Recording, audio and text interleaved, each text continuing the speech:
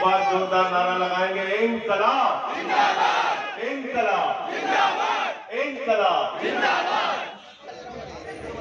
मंच पे आसीन आपके लोकप्रिय विधायक असलम शेख जी, यहाँ पर मौजूद हमारे साथी रोबेन, संदीप भाई, कांग्रेस पार्टी के कार्यकर्ता, समाजवादी पार्टी के कार्यकर्ता, हमारे आम आदमी पार्टी के कार्यकर्ता, महाविकास अघाड़ी के जितने भी साथी हैं, मैं सबका हृदय की गहराइयों से अभिनंदन करता हूं। आप सबको धन्यवाद देता हूं इस सभा में आने के लिए। साथियों और दोस्तों, महाराष्ट्र का चुनाव क्यों आज पूरी दुनिया इसकी ओर देख रही है? क्यों आज पूरा देश महाराष्ट्र के चुनाव पे नजर लगाए हुए है? लोकसभा के अंदर नरेंद्र मोदी जी 400 पार, 400 पार, 400 पार का नारा दे रहे थे। इस देश की जनता ने 160 सीट नरेंद्र मोदी की कम के 240 पे उनको पहुंचा दिया। और क्या सोच रहे थे? सोच रहे थे काम नहीं करेंगे, देश के अंदर धार्मिक उन्माद पैदा करेंगे, हिंदू को मुसलमान से लड़ाएंगे, सिख ईसाई में बंटवारा करेंगे, इस देश को नफरत की बुनियाद पर आगे बढ़ाएंगे और वोट लेके 400 सीट पाएंगे। यही ख्वाब देखा था नरेंद्र मोदी ने, यही ख्वाब देखा था भारतीय जनता पार्टी ने। राम के भरोसे चुनाव लड़ रहे थे, लेकिन प्रभु श्री राम ने कहा कि हम बेईमानों को, भ्रष्टाचारियों को, झूठ बोलने वालों को, देश को धोखा देने वालों को माफ नहीं करेंगे। झूठ बोलते हैं कि नहीं बोलते हैं? प्रधानमंत्री जी बताओ, बोलते हैं कि नहीं बोलते हैं? मैं अपने मोदी जी के बारे में एक चीज कहता हूं, मोदी जी के अंदर कोई हुनर हो ना हो, गंजे को भी कंघी बेचना जानते हैं। जानते नहीं जानते? बताओ, जानते कि नहीं जानते? कहने लगे नौजवानों वोट दे दो, 2 करोड़ नौकरी हर साल दे देंगे। 20 करोड़ नौकरी मिल गई क्या 10 साल में? मिल गई क्या? फिर बोले इतना काला धन लाएंगे, इतना काला धन लाएंगे, जहाज में भर भर के लाएंगे, बैलगाड़ी से लाएंगे, रिक्शे पे लाद के लाएंगे, खूब काला धन लाएंगे, स्विट्जरलैंड की बैंक से लाएंगे और हर आदमी के खाते में कितना जमा कर देंगे? सबको याद है, कोई भूला नहीं। असलम भाई आपके यहाँ भी पैसा नहीं आया? आया क्या? आया? सबसे ज्यादा नाराज लालू जी थे। कह रहे थे हमारे 7 बेटा बेटी, हम और राबड़ी, सबसे ज्यादा पैसा हमारा आना था, 1 रुपया नहीं। 15 लाख के नाम पे झूठ बोला। फिर कहने लगे किसानों की आमदनी 2 गुना कर देंगे, उनको झूठ बोला। फिर कहने लगे महंगाई कम कर देंगे, डॉलर मजबूत हो जाएगा, रुपया मजबूत हो जाएगा, डॉलर कमजोर हो जाएगा। रुपए की हालत पतली हो गई, डॉलर मजबूत हो गया। वो भी झूठ बोला। बोले 40 रुपए में डीजल बिकेगा और 50 रुपए में पेट्रोल बिकेगा। 110 रुपए का पेट्रोल बिका और 100 रुपए का डीजल बिका। महंगाई से देश की जनता की कमर टूट गई। 1200 रुपए का गैस का सिलेंडर बिका, 250 रुपए का टमाटर बिका, 300 रुपए का सरसों का तेल बिका, 600 रुपए का लहसुन बिका। महंगाई से गरीब आदमी की कमर टूट गई, कमर टूट गई गरीब आदमी की, टूट गई। और मैं आप लोगों से कहने के लिए आया हूं, असलम शेख भाई को जब वोट देने के लिए जाना तो नरेंद्र मोदी जी की बात को याद करके जाना। अब ये भी नाराज हो गए, हमसे कह रहे मोदी की बात याद करके हमारे वोटर क्यों जाए? मैं आपके वोटर को कह रहा हूं मोदी की बात याद करके जाना।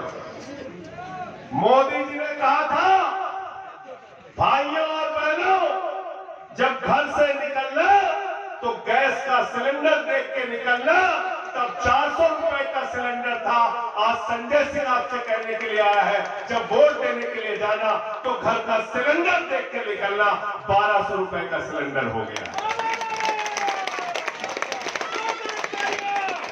और जब घर से निकलना है वोट देने के लिए तो अपने पेट्रोल वाली बाइक भी देख के निकलना। 100 रुपए का पेट्रोल हो गया।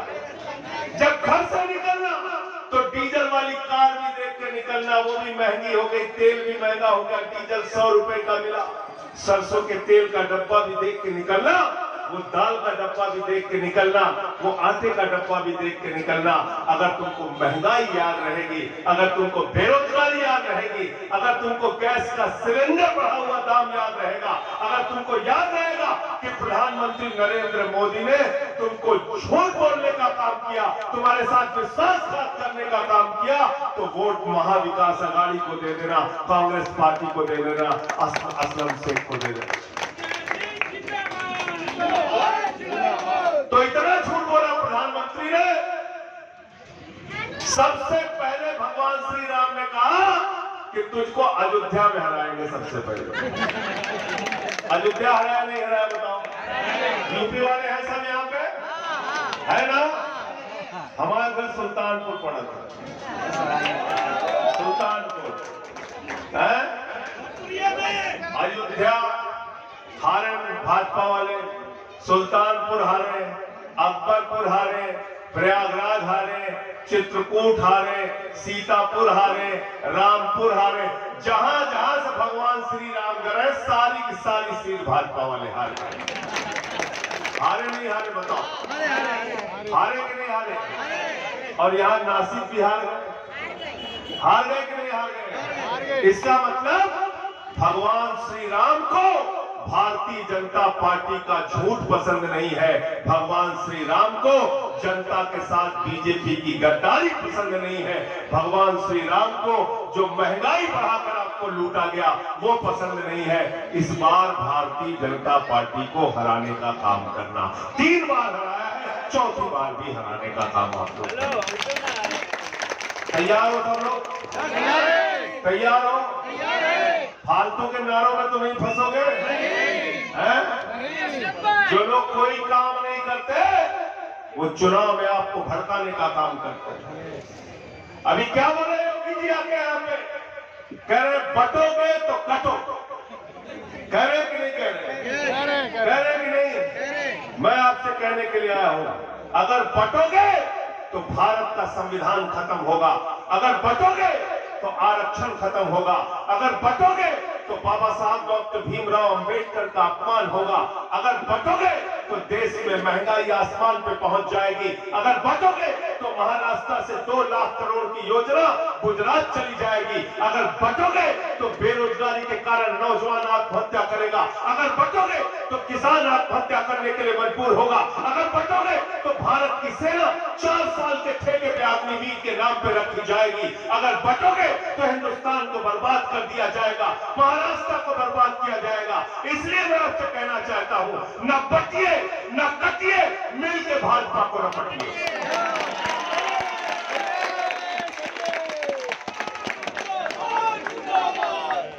तैयार हो सब लोग?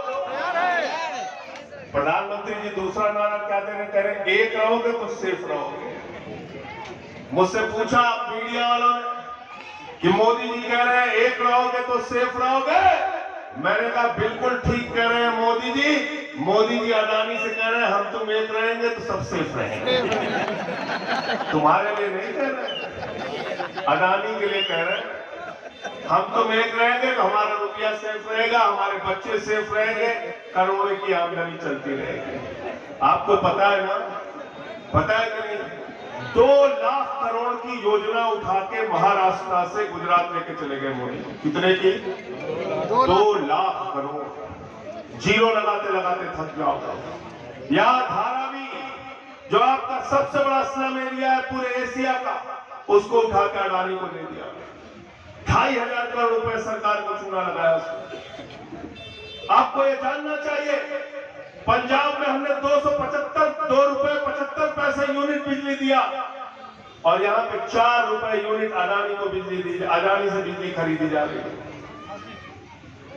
1 लाख करोड़ रुपए का घाटा, 1 लाख करोड़ रुपए का चूना महाराष्ट्र की जनता को पिछले आगे आने वाले 25 सालों में होगी। सिर्फ बिजली के नाम पे इतनी लूट अडानी आपसे करने जा रहा है। कौन करा रहा है?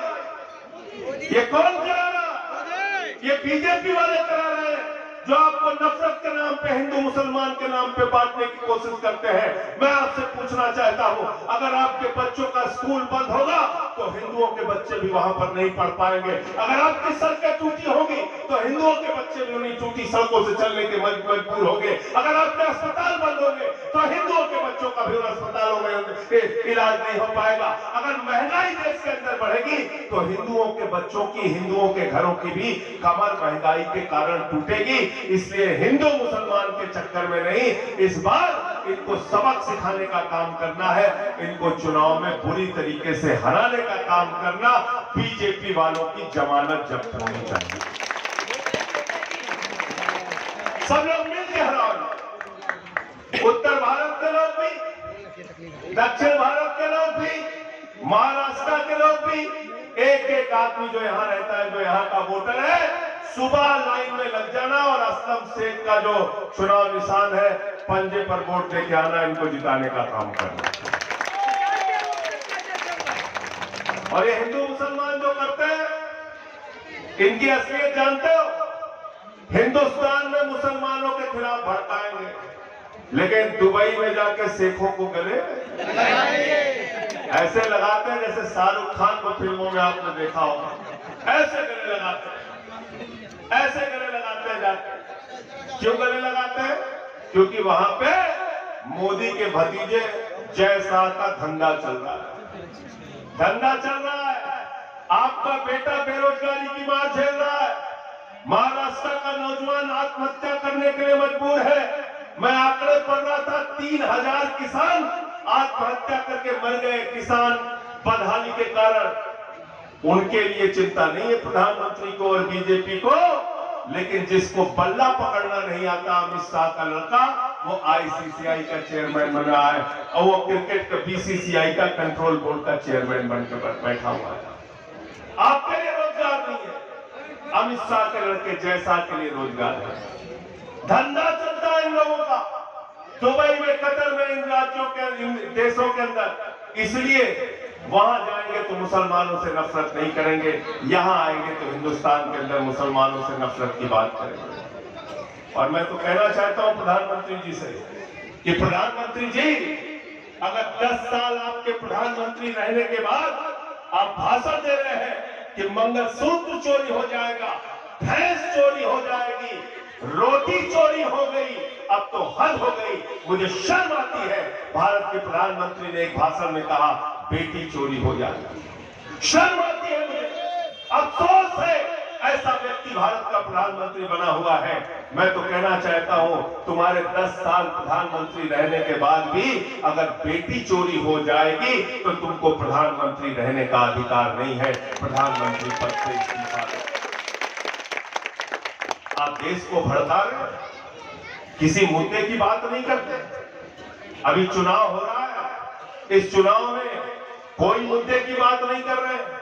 कहीं बटोगे कटोगे के नारे लगा रहे हैं, कहीं एक है तो सेफ है के नारे लगा रहे हैं, समाज को हिंदू मुसलमान पे बांटने की बात करते हैं। मैं आप लोगों से कहना चाहता हूं, इनसे सावधान हो जाना। हमारे यहाँ बरेली का ममीरे का सुरमा मिलता है, उसके ऊपर लिखा रहता है नक्कालों से सावधान। क्या लिखा रहता है? नक्कालों से सावधान। ये भारतीय राजनीति के सबसे बड़े नक्काल हैं।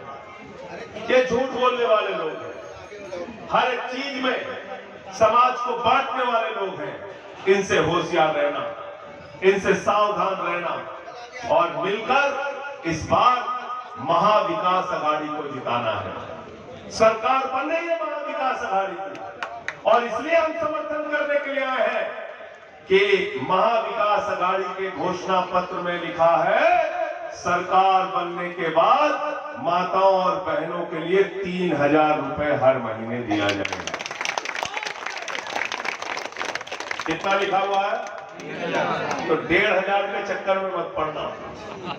1500 भूल जाओ, अब 3000 याद कर लो। 3000 रुपए हर महीने देने का वादा किया है। इन्होंने वादा किया है किसानों का कर्जा माफ करने का वादा किया है।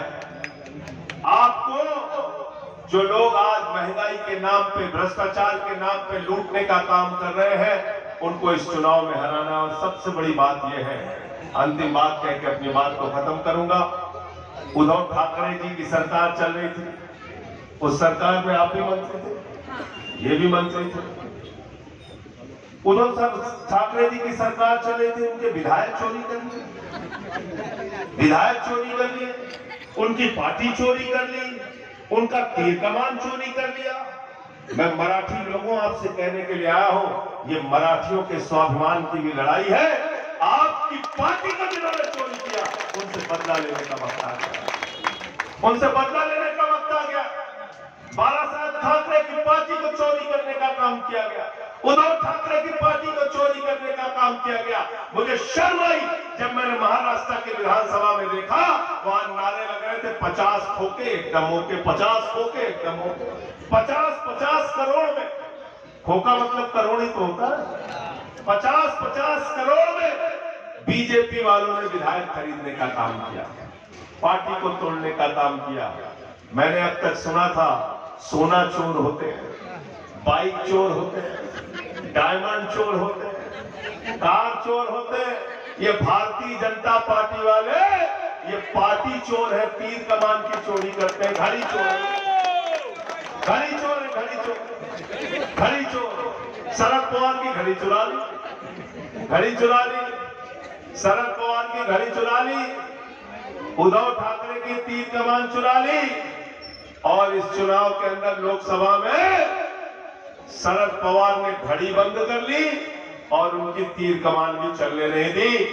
30 की 30 सीट लोकसभा में महाराष्ट्र की जनता ने महाविकास आघाड़ी को दिया।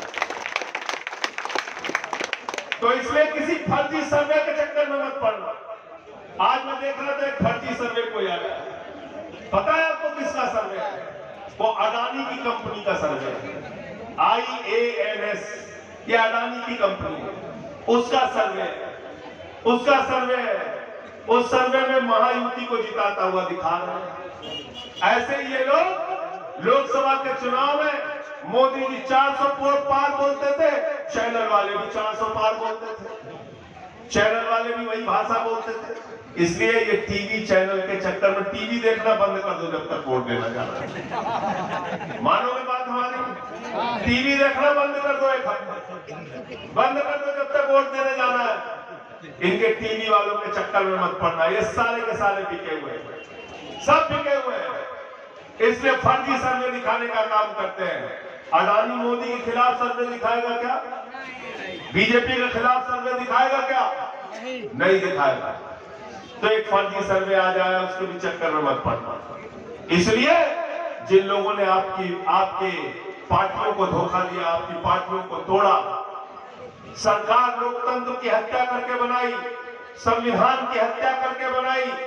जिन लोगों का मकसद भारत के संविधान को खत्म करना है, लोकतंत्र को खत्म करना है, पार्टियों को खत्म करना है, आम आदमी पार्टी को भी खत्म करने की इन्होंने कोशिश की।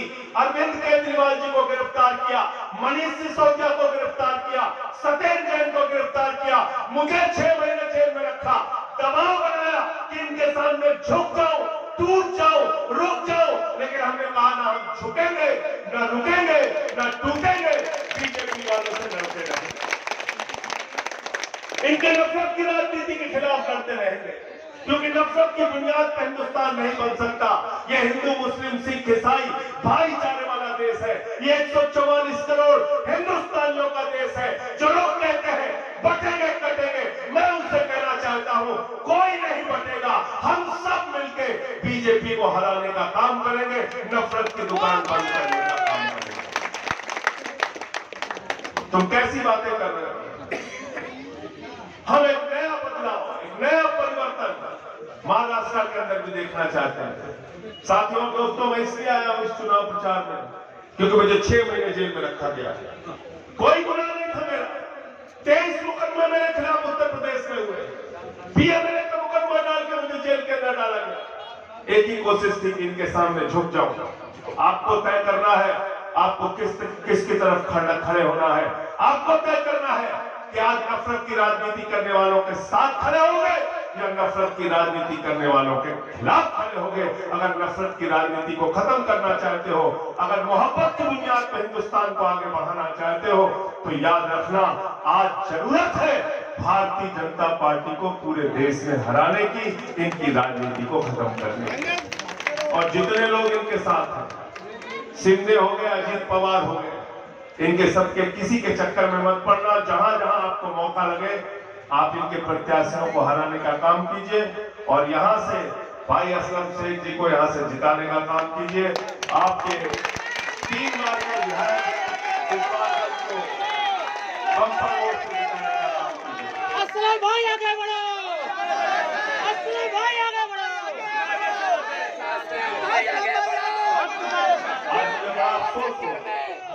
आज बहुत अफसोस हुआ, एक राज्य के मुख्यमंत्री उद्धव ठाकरे रह चुके हैं, आज उनका हेलीकॉप्टर चेक किया जा रहा है, अपमानित किया जा रहा है उनको।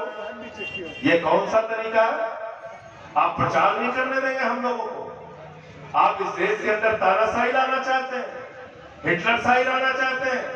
उद्धव ठाकरे अपनी पार्टी के लिए प्रचार नहीं कर सकते, महाविकास अघाड़ी के कैंडिडेट के लिए प्रचार नहीं कर सकते। आप उनका हेलीकॉप्टर चेक करेंगे।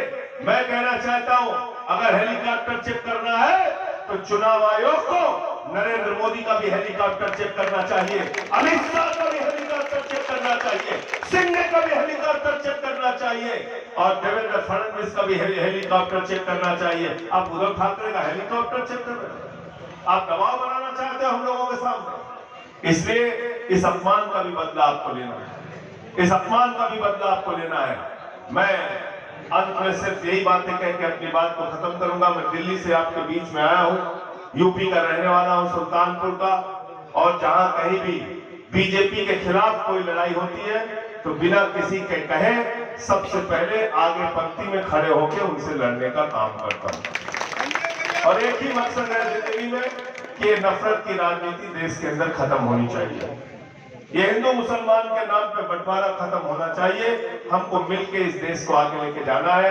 मैं आप सबसे अंत में इन्हीं लाइनों के साथ कि ये अमन बिक रहा है, चमन बिक रहा है, गरीबों के तन का कफन बिक रहा है, बाजारों में बहनों का तन बिक रहा है। यारों बुरा न मानो तो कह दूं, इन बेईमानों के हाथों वतन बिक रहा है, इन बेईमानों के हाथों वतन बिक रहा है। इस वतन का सौदा करने वाले लोगों से आपको इस मुल्क को बचाना है और जो हमारे धर्म का संदेश है उसको अपने जीवन में उतारना है। हिंदू धर्म की अगर हम बात करें तो हिंदू धर्म कहता है वसुधैव कुटुंबकम, पूरा विश्व हमारा परिवार है।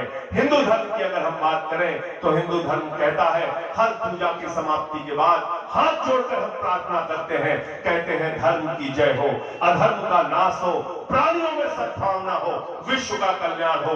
जो धर्म पूरे विश्व के कल्याण की बात करता है, जो धर्म मानवता के कल्याण की बात करता है, जो धर्म पूरे दुनिया के लोगों के कल्याण की बात करता है, उस धर्म में नफरत फैलाने की बात नहीं हो सकती, उस धर्म के अंदर बंटवारे की बात नहीं हो सकती। और अगर हम इस्लाम की बात करें तो इस्लाम के नबी हजरत मोहम्मद साहब सल्लल्लाहु अलैहि वसल्लम, जिनका नाम हर एक व्यक्ति सम्मान से लेता है, उनका नाम ही अपने आप में बहुत बड़ा संदेश देता है। नबी को कहते हैं रहमतुल आलमीन। क्या कहते हैं? रहमतुल आलमीन, पूरे आलम पर, पूरी दुनिया पे रहमत करने वाला। तो जिस धर्म के नबी का नाम ही रहमत करने वाले पर जुड़ा हो तो आप कभी भी उस धर्म के नाम पे भी नफरत फैलाने की बात नहीं कर सकते। तो हिंदू धर्म हो चाहे इस्लाम धर्म हो, धर्म में बुराई नहीं है, धर्म के नाम पे झगड़ा कराने वालों में बुराई है। इसलिए भारतीय जनता पार्टी का नाम मैंने बदल के भारतीय झगड़ा पार्टी ये झगड़ा पार्टी है, तो इनसे सावधान रहिए। बहुत बहुत शुक्रिया, बहुत बहुत धन्यवाद।